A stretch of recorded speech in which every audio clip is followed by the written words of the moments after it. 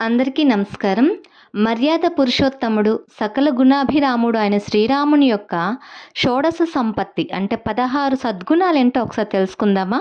ఒకానొక సందర్భంలో వాల్మీకి మహర్షి నారద మహర్షుల వారిని అడిగారంట. ఈ భూమి మీద 16 సద్గుణాలు కలిగినటువంటి ఆదర్శ పురుషుడు ఎవరైనా ఉన్నారా అని. అవేంటో ఒకసారి చూద్దాం.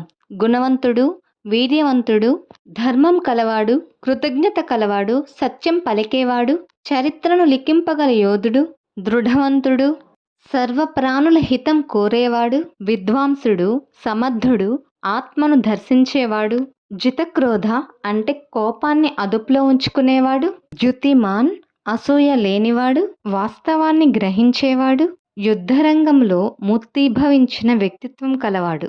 నారదుల వారు దీనికి బదులిస్తూ ఇవే కాదు మరో 67 గుణాలు కలిగిన ఉత్తముడున్నాడు, ఆయనే శ్రీరాముడు అని అంటాడు.